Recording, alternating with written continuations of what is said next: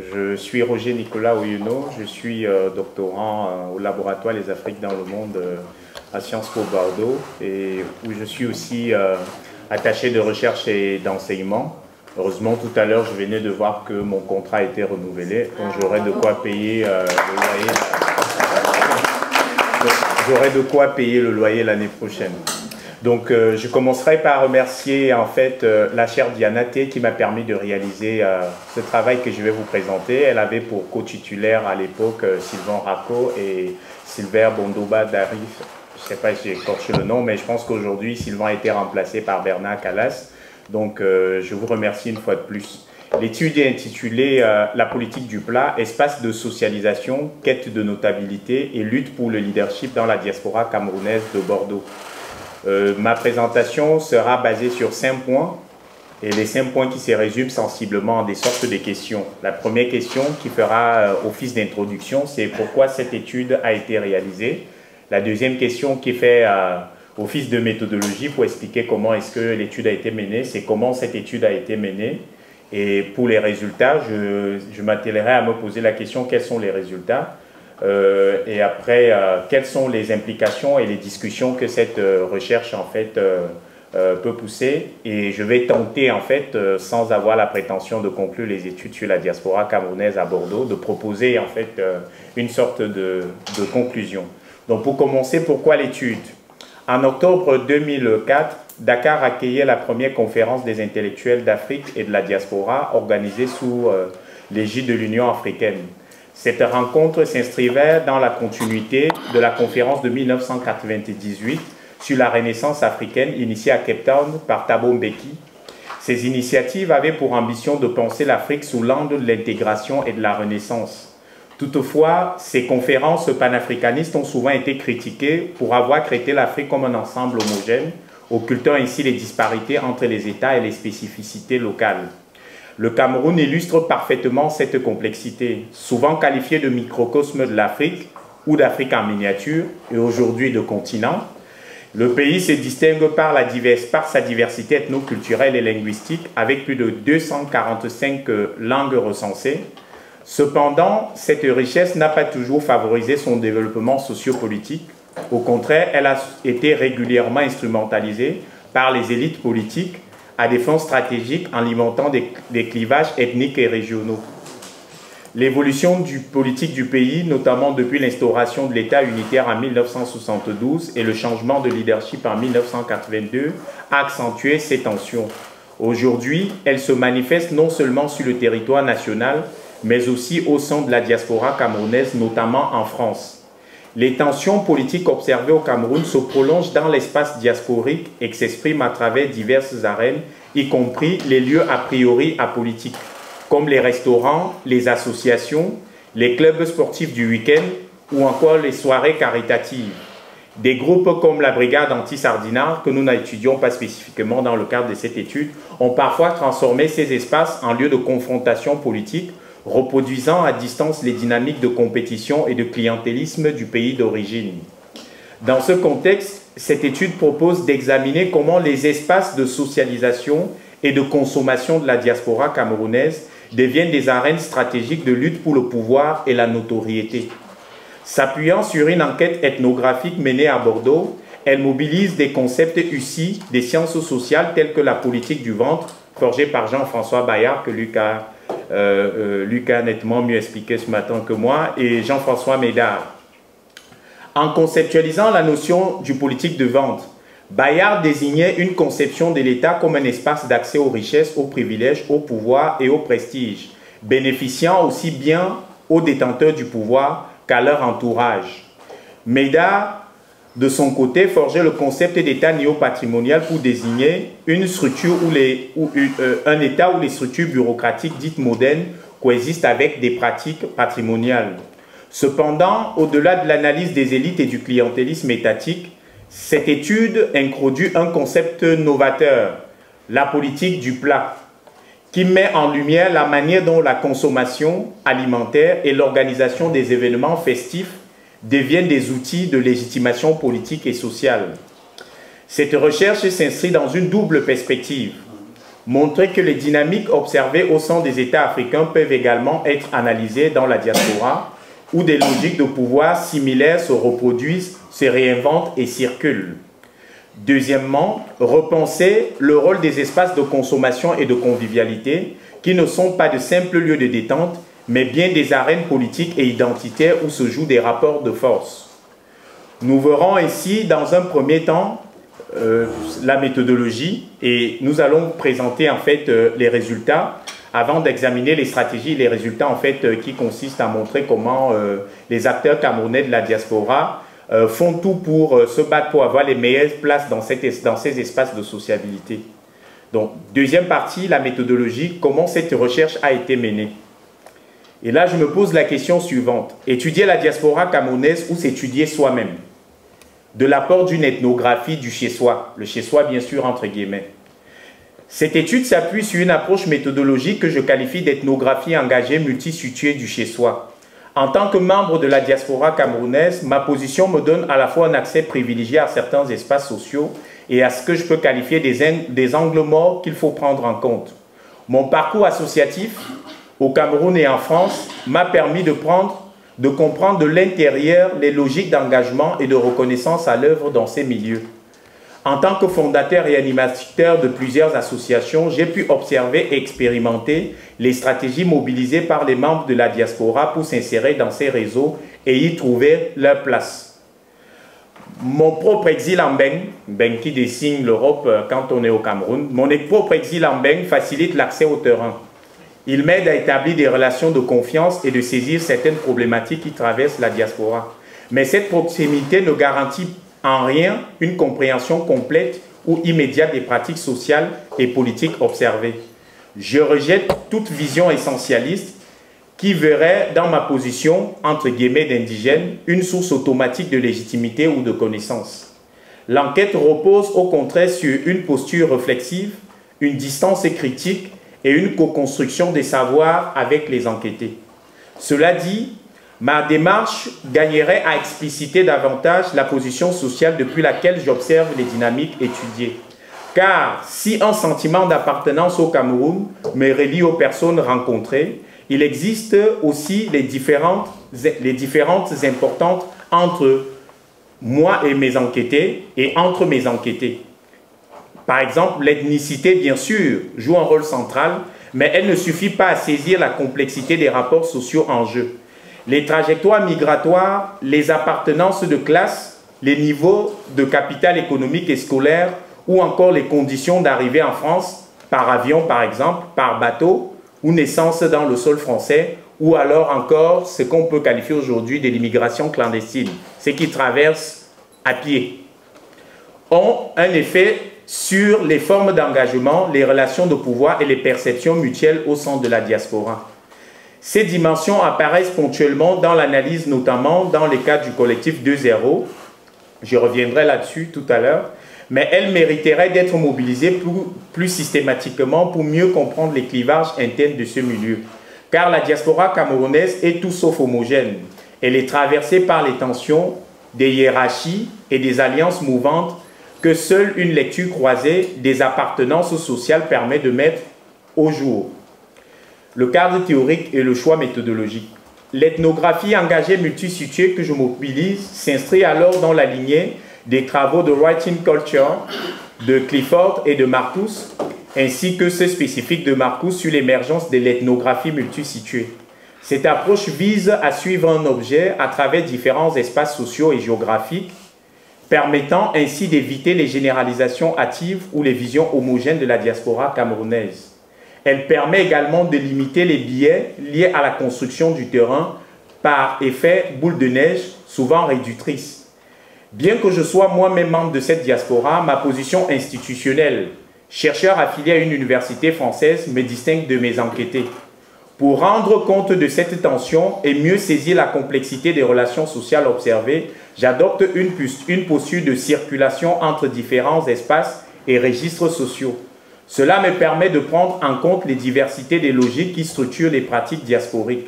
Dans cette perspective, je m'appuie sur la notion de multipositionnalité que Luc Boltanski utilise pour désigner la capacité d'un acteur à occuper plusieurs positions dans l'espace social.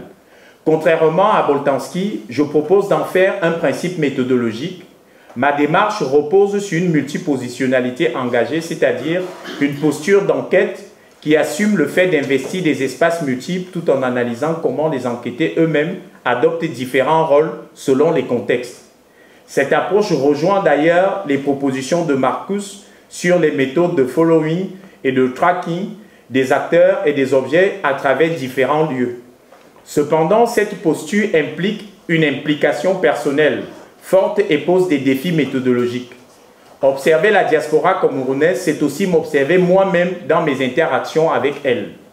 L'enquête exige donc une articulation fine entre engagement et mise à distance. Selon les principes d'une ethnographie impliquée, pour reprendre l'expression de Jean-Pierre Olivier de Sardan, mais aussi réflexive, où se construit une bonne distance, pour parler comme Ouattara, entre le chercheur et son terrain. Ma position a ainsi marqué par une ambivalence structurelle. Je suis à la fois dans une position dominante et dans une position dominée. D'un côté, en tant que jeune chercheur encore doctorant, je peux voir ma légitimité contestée par des enquêtés plus âgés ou dotés d'un capital politique ou militant plus important, ce que Cohen et Lorenz décrivent comme les figures des enquêtés imposants, capables de retourner le regard de l'enquête ou de cadrer le terme selon leur propre logique. De l'autre côté, je bénéficie d'un certain capital symbolique, ma formation académique, mon affiliation à une institution française reconnue, ainsi que mes origines sociales et ethniques, parfois perçues comme relativement favorisées par certains enquêtés, me confèrent donc une autorité et un prestige pour avoir certaines informations. Cette double position me contraint à une réflexivité permanente, Elle influence non seulement l'accès au terrain, mais aussi la nature des relations d'enquête et l'interprétation de mes données. Elle rappelle que le travail ethnographique, loin d'être un miroir transparent, est toujours pris dans un jeu de position, de légitimité et de perception croisée. Pour mener cette enquête, j'ai dû mobiliser des observations et des entretiens au sein de divers événements associatifs et culturels. Ces activités que je peux résumer sous forme d'un tableau, malheureusement, je n'ai pas de PowerPoint. J'ai assisté nettement à plusieurs types d'événements, soirées de galas caritatives, journées gastronomiques, messes d'action de grâce, matchs de football, célébration de la fête du RDPC, ces entretiens, soirées dans des restaurants, nettement à la zone rouge, là où on était hier, galas étudiants, soirées chez les privés, réunions d'associations, conférences d'associations. Et durant toutes ces observations, je me suis retrouvé à un dilemme que je peux résumer sous forme d'une question. Parce que pour accéder à certaines soirées, il fallait payer. Et quand on sait que le chercheur, la question peut demeurer éthique, est-ce que le chercheur doit payer pour avoir une information ou alors comment le chercheur doit jouer face à cet engagement? Je me pose donc la question, payer pour se réjouir ou pour enquêter? Les dilemmes d'une ethnographie du chez-soi. C'est quand je vais dans un bar à Bordeaux, je m'en vais également pour consommer. Mais est-ce que je consomme ou bien je mène de l'enquête? L'observation était essentielle pour comprendre comment les acteurs en quête de légitimité investissent les espaces de socialisation. Elle a permis de confronter les discours recueillis aux pratiques effectives.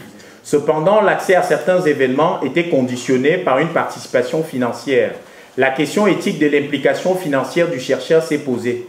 Pour maintenir une posture d'observateur impliqué, tout en évitant toute dépendance à l'entrée gratuite, j'ai adopté une stratégie hybride.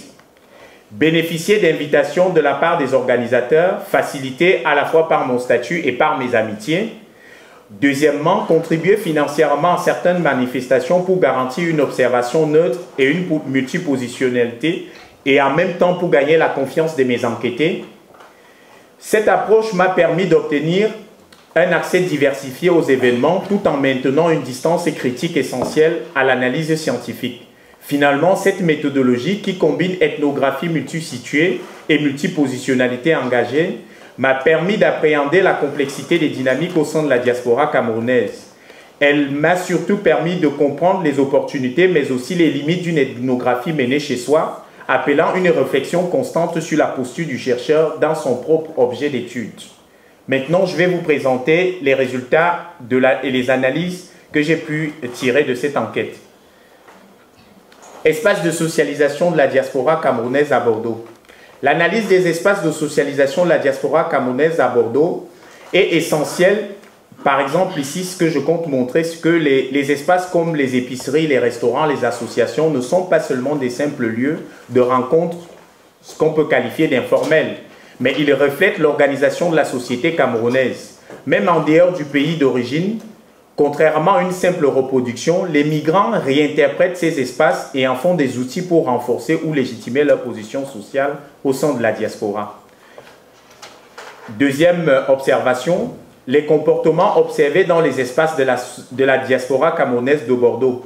Dans ces espaces de socialisation de Bordeaux, il faut simplement voir qu'on a l'impression d'avoir une copie en fait de ce qui se passe au Cameroun. Par exemple, des pratiques comme le mandarinat ou le tutorat, qui désignent des logiques clientélistes qui ont déjà été décrites par des auteurs Bayard, Médard et Joseph-Marie Zambogo-Lingard et d'autres chercheurs qui ont travaillé là-dessus. Je ne vais pas citer Marie-Emmanuelle Pomrol dans la salle.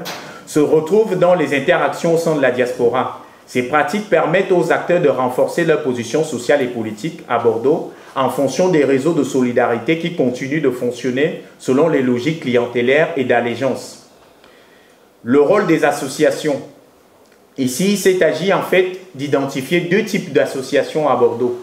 Il y a des associations qui ont plus ou moins ce qu'on peut qualifier une vocation nationale, c'est-à-dire l'association des Camerounais de Bordeaux, par exemple, ou l'association des Camerounais de la diaspora.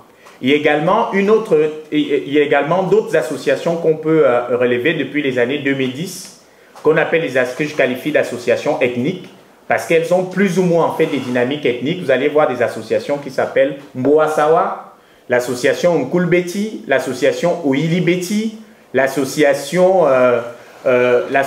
des Bamileke de la Nouvelle-Aquitaine, qu'on appelle Anandé.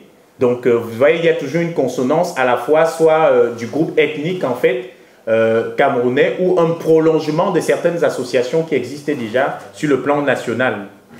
Toutefois, bien que ces endroits soient des espaces de socialisation, il faut voir toujours qu'à l'intérieur, il n'y a pas une homogénéité parce qu'il existe également, dans ce contexte de quête de la légitimité, il existe des rivalités internes.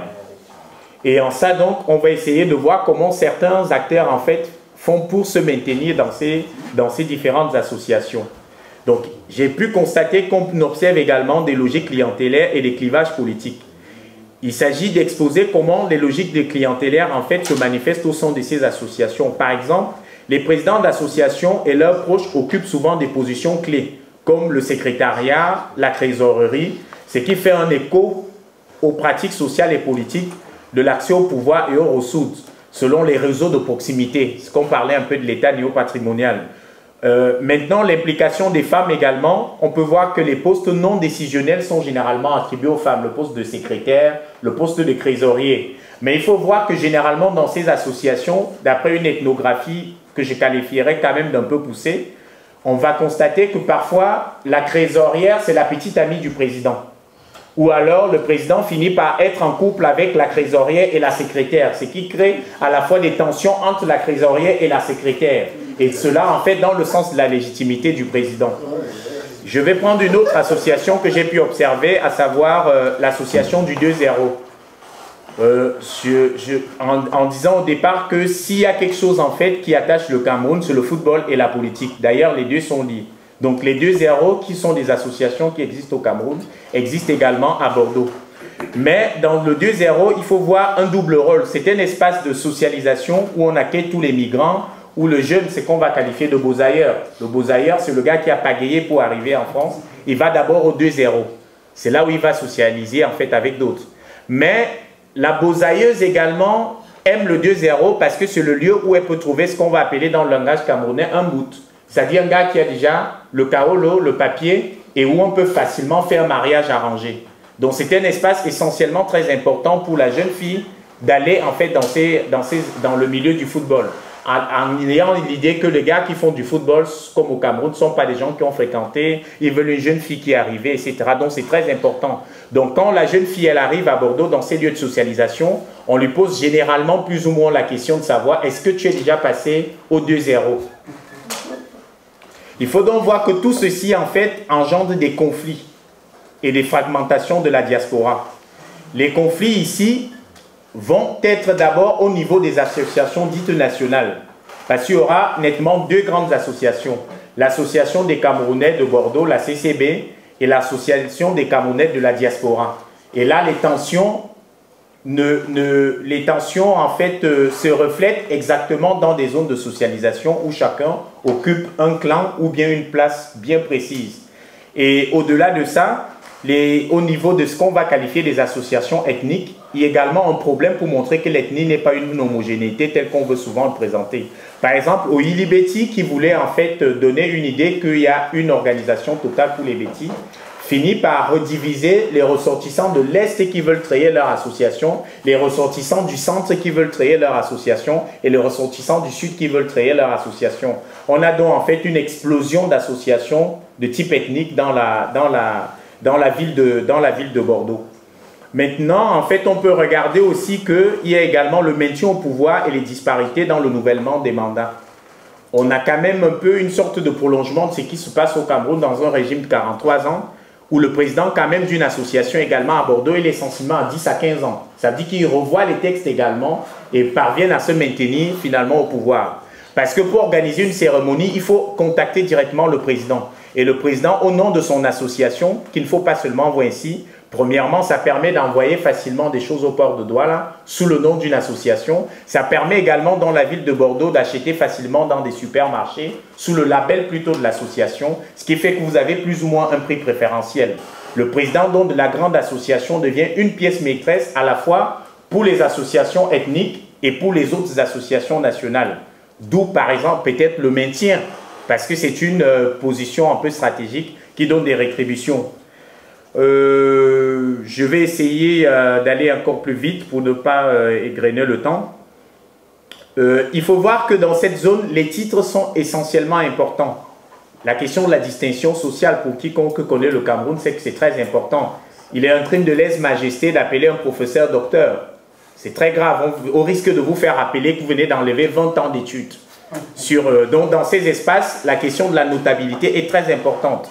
Maître, c'est très intéressant de vous faire appeler maître, docteur, président. Et c'est pourquoi il y a plusieurs associations, parce que tout le monde veut se faire appeler président.